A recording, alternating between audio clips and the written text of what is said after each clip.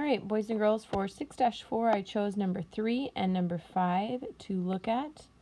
Okay, we are completing a table with equivalent names. So we have a fraction and into a decimal.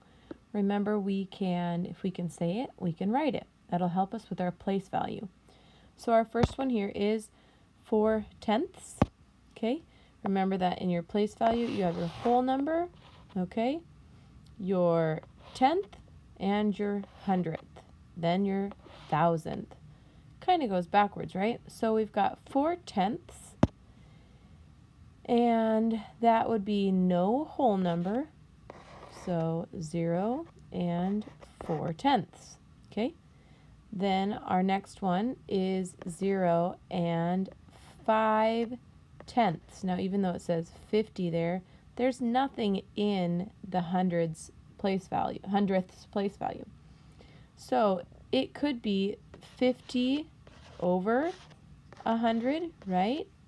But you could also get rid of that 0 and it would equal the same thing and have it just be 5/10. So I would say 5/10 or 50/100 is fine. The next one is 3/100. So again, no whole number. Okay, no 10th because it's over 100. Okay, there's no 10 or anything in front of the 3. So we've got 3/100. And our last one is 10.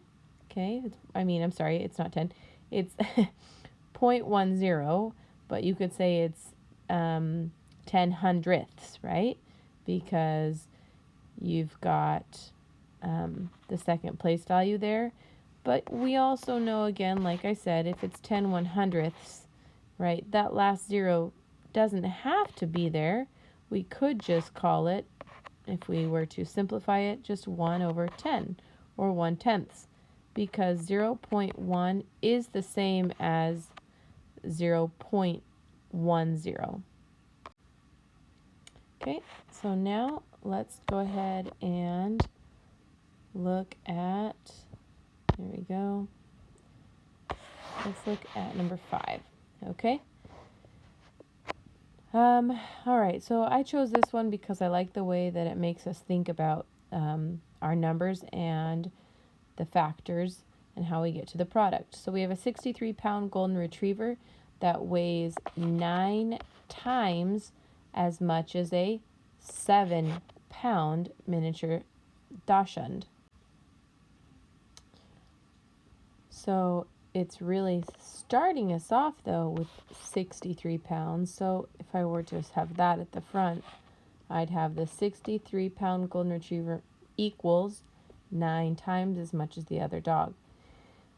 So what models would represent this? Obviously, we have the 9 times 7, okay, but what other way? Well, the opposite, here we have an A. If we start here, we've got 9 times 8. 8 is not a number. 72 is not from our story problem, so cross that out. B, now B, if you're not careful, you can miss, but it does start at 63, okay? It ends at 0, and if you see, these are intervals of 7. So we have 7, 14, 21, 28, 35. Let's count how many intervals of 7 there are. Okay, change my color here. 1, 2, 3, 4, 5, 6, 7, 8, 9. So definitely this does work because it's 7, 9 times, and it gets all the way up to 63. Okay. Now in C, it's written with that sideways line, okay, which we have talked about a little bit. It's another form of division, right? And we know that the opposite of multiplication is division. So if we had flipped our multiplication around, we would divide 63 by 9. So that does work, or 63 divided by 9. Okay? So B works, C works. Let's check out D. 54 plus 9. It does equal 63, but since 54 is not a number from our story problem, that doesn't really work. Okay, and our last one gives us the numbers of 7 and 9. Yep, those are in our story problem. And it's telling us that the area is 63. Well, we know that area is length times width. And here we have length and width. So, yeah, this one works. For lesson 6-5, the math boxes I chose were 1 and 2. So these are, our first one is adding or subtracting. Okay, we've got fractions. And they've given us here an unknown number. All right, so we have to solve for our unknown number here. So 1 and 2/12 plus x equals 2 and 3/12. So let's think about what the difference is between our first and our end. All right, our fraction, let's look at that first, is up by 1/12. So that is increased by 1/12. Okay, and our whole number is up by 1 because 1 plus 1 equals 2. Okay, so we've got a difference of 1 and 1/12. Double check it if you need. Okay, erase this here so you can think about it. Okay, 1 plus 1 is 2, and 2 plus 1 is 3 to get 2 and 3/12. Okay, in B, we've got the unknown m plus something which equals 1 and 2/4 plus 1 and 2/4 equals 3 and 3/4. So again, let's go ahead and start with our numerators. Okay, so we are 1/4 bigger in the end. Okay, that's how much of a difference is from this number to this number in just our fraction part. And then the whole number, the difference between 1 and 3 is 2.